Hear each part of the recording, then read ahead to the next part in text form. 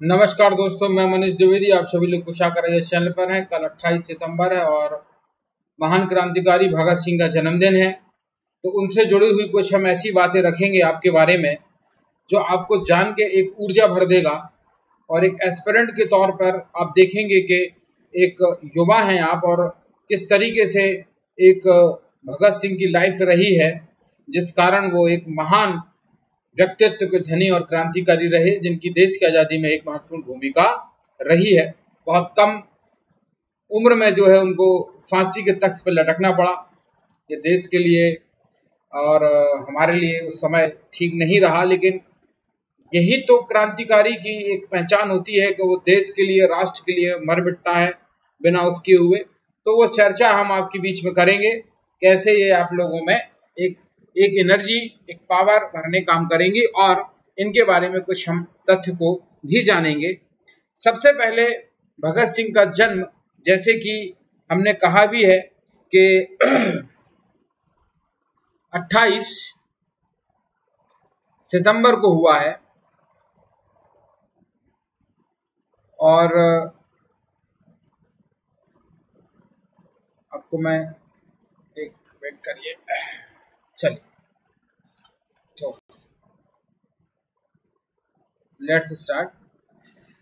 देखिए, 28 सितंबर तारीख में लिखूंगा 1907, जब इनका जन्म जो है, जब इनका जन्म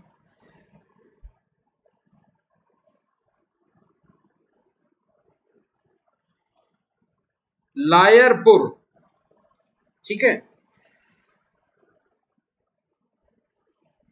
लायलपुर नामक जगह में हुआ, जो उस समय पंजाब प्रांत में पड़ता था।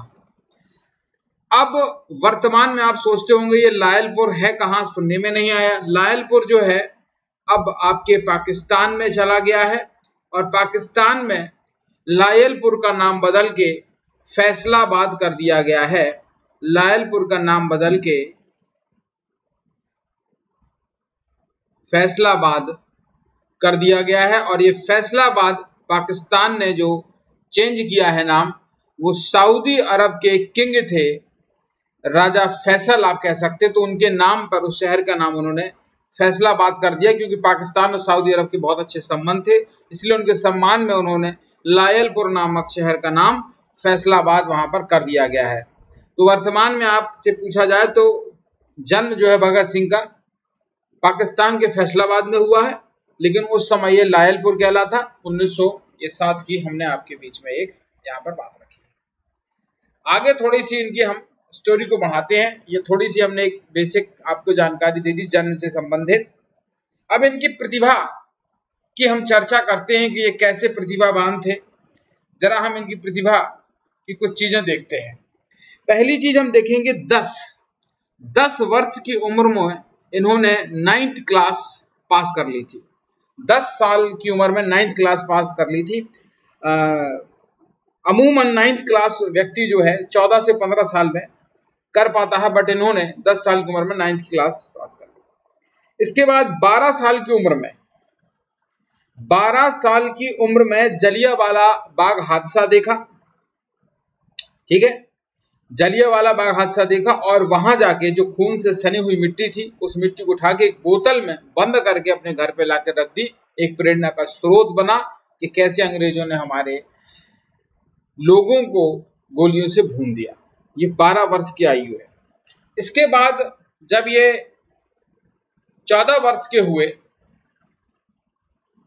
ये मैं लिख देता हूं, 10 वर्ष में इन्होंने 9th क्लास की, 12 वर्ष में मैंने बोला मिट्टी लाई, और जब ये 14 साल के हुए तो 14 साल में की उम्र में इनने नेशनल कॉलेज लाहौर गए। लाहौर में एक कॉलेज था, नेशनल कॉलेज, जहां इन्होंने एडमिशन लिया। पहली बार किसी छात्र को 10वीं किए बिना प्रतिभा के दम पर कॉलेज में एडमिशन मिला। आप समझिए, ये 10th पास नहीं की इन्होंने और सीधा 9th के बाद डायरेक्ट एडमिशन मिल गया। उस समय एजुकेशन सिस्टम ऐसा था कि 10वीं के बाद कॉलेज में एडमिशन मिलता था, बट ये इतने इंटेलिजेंट थे, इतने प्रतिभावान थे कि 9th क्लास से ही सीधे इनको नेशनल कॉलेज में एडमिशन दे दिया 14 वर्ष की उम्र में, ठीक है, अपनी प्रतिभा के दम पर। 16 वर्ष की उम्र में 16 वर्ष की उम्र में इंटरमीडिएट की परीक्षा पास की। 16 वर्ष की उम्र में इंटरमीडिएट की परीक्षा इन्होंने पास की और उसके बाद ये एचआरए से जुड़े। उसके बाद उसी का नाम बाद में एचआरएसए कर दिया गया, ठीक है, सॉरी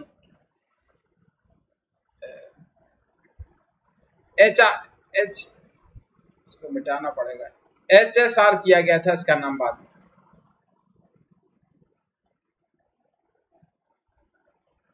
पेंशन कर लेता हूं सही। पहले इसका नाम था हिंदुस्तान रिपब्लिक एसोसिएशन, बाद में इसका नाम कर दिया गया हिंदुस्तान सोशलिस्ट रिपब्लिक एसोसिएशन। तो पहले ये एचआरए के सदस्य बने, बाद में एचआरएस के ये सदस्य बन जाते हैं, ठीक है। आगे हम देखें,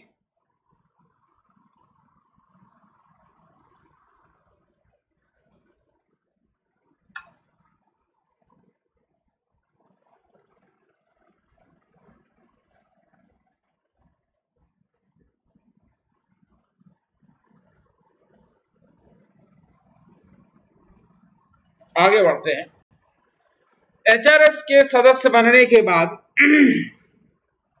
उस जमाने में शादियां उस दौर में जल्दी हो जाती थी, तो 16 वर्ष में इनके घर वाले इनकी शादी करना चाह रहे थे, तो शादी ये नहीं करना चाहते थे, इसलिए शादी के डर से ये कानपुर चले गए।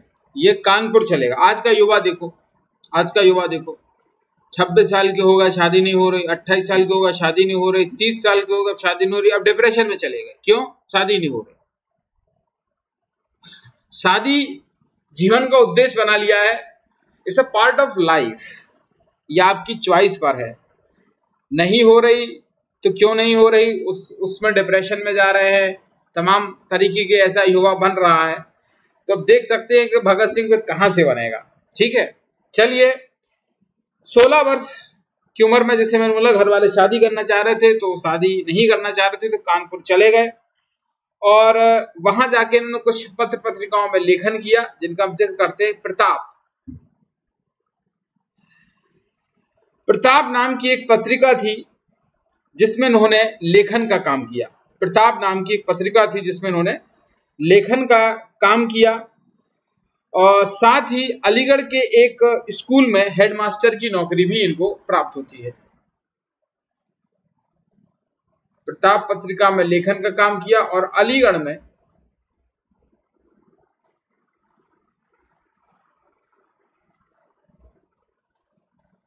इनको हेडमास्टर की इनको नौकरी भी जो है अलीगढ़ में प्राप्त हो गई, ठीक है। नहीं दिख रहा तो कोई बात नहीं, मैं दूसरे में लिख दूंगा, आप सुन लीजिए, इंपॉर्टेंट नहीं है। अब कहेंगे तो मेरा टेलीग्राम चैनल है, उसमें मैं ये डाल दूंगा। चलिए, तो इनकी हेडमास्टर की नौकरी कहां पर लगी? अलीगढ़ में लग गई। प्रताप नाम की पत्रिका में इन्होंने लेखन का काम किया। इसके बाद 19 वर्ष की उम्र में जब ये पहुंचे, 19 वर्ष की उम्र में इटली में के दो महान लोग थे। एक का नाम था गैरीबाल्डी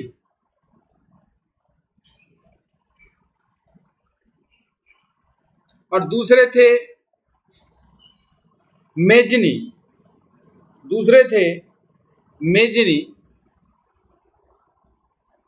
या मजीनी भी इनका नाम बोला जाता, वैसे मैं मेजनी कहूंगा, ये प्रोनाउंसिएशन के ऊपर है। तो इन दोनों से प्रभावित होकर, चूंकि गैरीबाल्डी और मेजनी ने इटली में एक यंग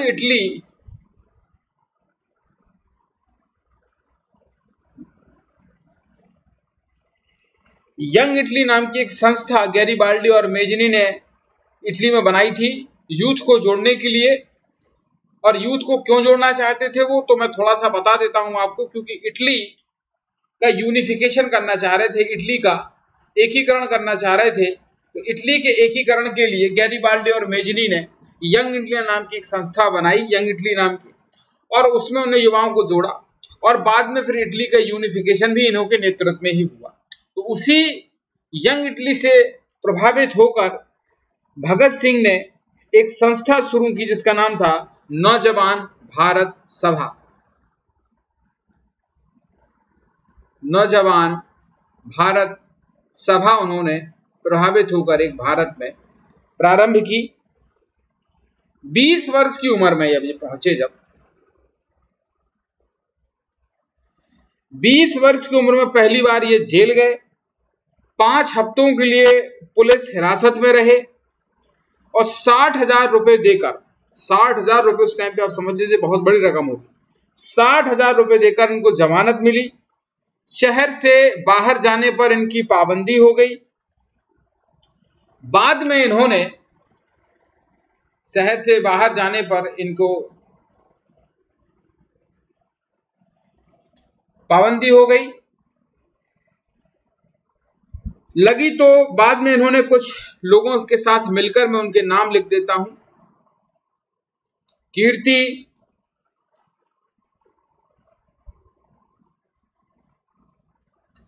अकाली, महारथी, प्रभा व चांद,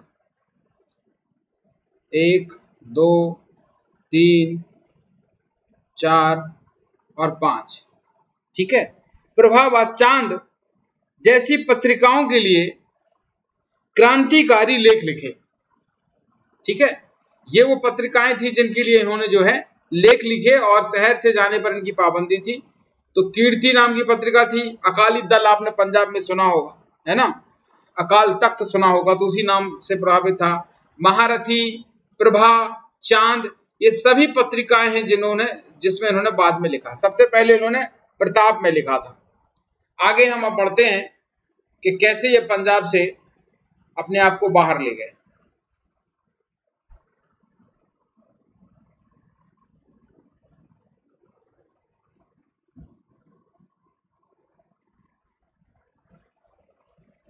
चल 21 वर्ष की उम्र में लाते हैं अब इनको। 21 वर्ष की उम्र में जब ये आए तब लाला लाजपत राय की हत्या हो गई। सैंडर्स की लाठी से, आप जानते होंगे। इसको लेकर मैं एक आजादी को लेकर एक मैंने सीरीज बनाई थी, उसमें इसका मैंने जिक्र किया, जिन लोगों ने नहीं देखा वहां जाके देख ले।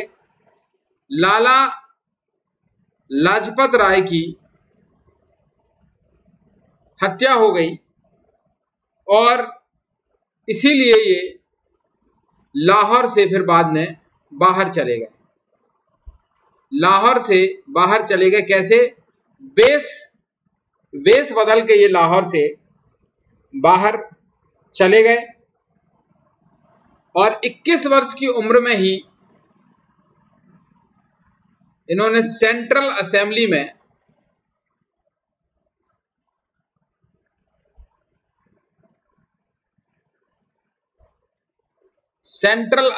में इन्होंने बम व अपने मिशन से जुड़े पैम्पलेट फेंके। बम वही था जो सिर्फ आवाज करने वाला था, जो किसी को नुकसान नहीं पहुंचाने वाला था, और इनका उसमें स्टेटमेंट था कि मैं बहरों को जगाना चाहता हूं क्योंकि वहां जो बिल पास हो रहा था ये भारतीयों के लिए बिल्कुल भी ठीक बिल नहीं था, सेफ्टी बिल जिसे बोला जाता है।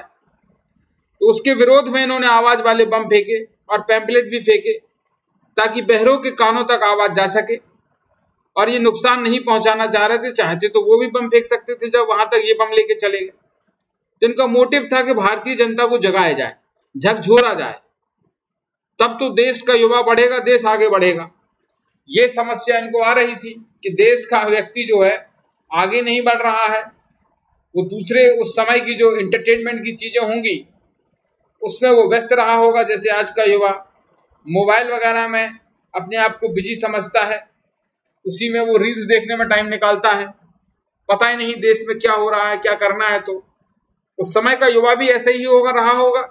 तो उसको ये जगाने के लिए बम इन्होंने फेंका कि देश की आजादी के लिए लड़िए, ऐसे टाइम पास मत करिए। इसके बाद 22 साल की उम्र में आते हैं। 22 साल की उम्र में इनको जब अरेस्ट कर लिया गया इसी केस में, तो राजनीतिक कैदी का दर्जा प्राप्त करने के लिए, अब आप समझ रहे होंगे कि कैदी तो कैदी है, राजनीतिक कैदी क्या होता है।